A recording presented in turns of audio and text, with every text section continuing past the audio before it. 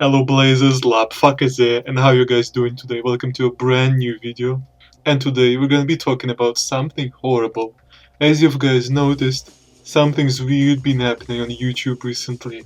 With all the AI-generated crap, all of the other abysmal videos, it seems like the website has collapsed onto itself into a singularity. It sent us all back in time.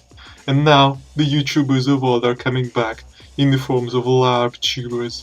And of course, that includes me somehow. You know, you can't have old school YouTube without your boy Lapfuckers Bangers, am I right? And no, I know what you guys probably typing in the comments right now. Oh, Lapfuckers, you guys become another Lapusinical copycat. No, guys, I'm over it. I'm my own man now, with original ideas and content. Instead of going the same way as Killer Larpstar and Larpist here talking about shit nobody cares about, I'm going my own way with my own original content. Right guys, rant over. Circling back to my original point about YouTube changing, you know what they say about change. The more things change, the more they stay the same. And that brings us to today's topic, Russian censorship. Yes guys, all these years later, it still hasn't gotten better. In fact, if anything, it's even worse than ever. Can you imagine? It's gotten especially bad after the start of the special military operation, whatever the fuck that cancer shit is called.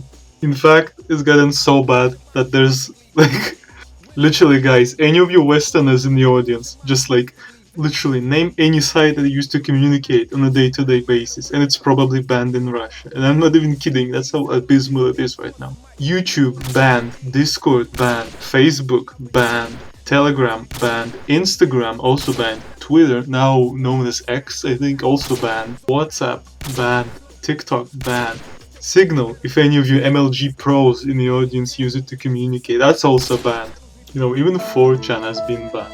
So the situation is absolutely crazy right now. Literally, there's probably no way for a Russian and a foreigner to communicate online. Like, there's just not a single platform that's like used widely by the West, but also available in Russia somehow. Actually, guys, editor's note here. There is actually a website like that, and it's called Steam. So thank you, Based God Gaben, once again, saving us from censorship. Although, you know, Steam is not long for this world anyway. You're probably gonna get blocked soon. So yeah, whatever. And I'm not even joking right now, guys. I think I saw an article somewhere that says that Russia has actually blocked a lot more websites than even China at this point. Which is just completely ridiculous, like. No way, I find it hard to believe, really. Well, with that said, you might be asking right now, Lapfuckers, what the fuck? How are you uploading this video right now if YouTube was blocked? That's because I'm using Surfshark VPN to sponsor today's video. Use code LARP for 10% off, link in description. But yeah guys, anyway, VPNs are a pretty good way of bypassing region logs and not even that hard to set up, so basically everybody I know is using them. The funniest thing about this is, guys, is that the top apps on the Google Play Store now are all VPN apps. Like, I'm not even kidding. The top 8 apps on Google, the Russian Google Play right now are all VPN apps, guys. So obviously the fucking legends in the Russian government have taken notice to this, and then they're planning to ban VPN apps. Come on, man. Seriously, this is your solution? Like, I can already imagine some guy with a suit in an office talking to Vladimir Putin, saying some shit like, yes, Comrade Putin, we banned all the websites, but people still access them using VPNs. What do? Ban VPNs. Yes, good idea, bravo. So yes guys, really at this point it has turned into this cat and mouse game between VPNs and the government, seeing who can one-up each other and win. And you know, I think the people will prevail in the end, at least I'd hope that would happen.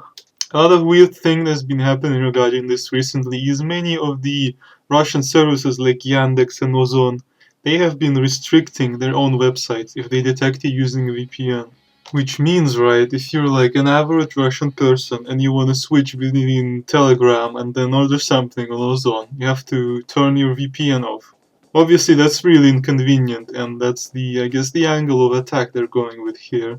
And as far as I can tell, guys, it's actually working, because my parents don't stop telling me, they're not stop telling me about this, how annoying is it to toggle your VPN on and off. And yeah, actually another annoying thing that the government's been doing, they've been implementing so-called whitelists.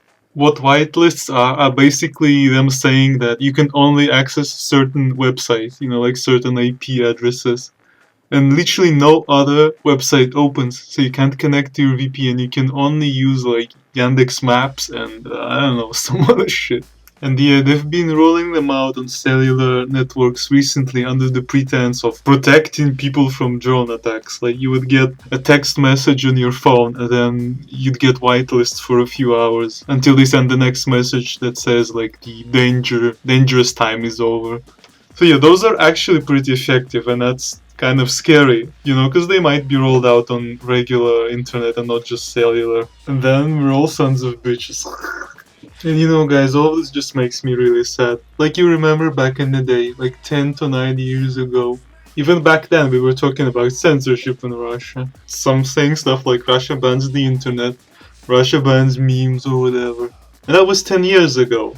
And now it's the same, and Putin is still president. That's what's crazy to me. That's what's really disappointing. So yeah, guys, it's just completely abysmal. There's just no hope left. Maybe I should just go drink bleach and kill myself right now. I don't know. Anyway, I'm getting tired of LARPing already, speaking into the microphone. It's been only 4 minutes and I'm already kind of tired. And I don't know how they used to do it back in the day. Talking some random shit for 10 minutes. Damn, that's crazy. Now I'm kind of respecting the grind. Like back in the day, I was kind of one of the bigger critics of the 10-minute commentary format. You know, I was one to say that it's lazy content, it's cheap and easy content. You should just try harder to make something beautiful. But now I'm seeing that it's actually not very easy. Still kind of lazy though, admittedly, and kind of uninspired. I guess I'm just not quite built to talk into a microphone yet. Maybe I'll get better. Maybe I'll get better at LARPing and become the LARP Supreme and surpass these goats of LARPing right now on YouTube, like LARPiply and LARP is here. And become the undisputed king of LARPtube. But on a serious note though, guys, I think I'm already rambling at this point. Russia is absolutely hell-bent on banning everything. And if you never hear from me again, if I stop uploading, then you know what happened. Putin broke into my house personally and stole all of my VPNs and threw me in a dirty jail cell. Yeah, that's gonna be it for today's video. Hope you guys enjoyed. If you did, make sure to smash the motherfucking like button. And I guess I'll see you in the next one. Peace.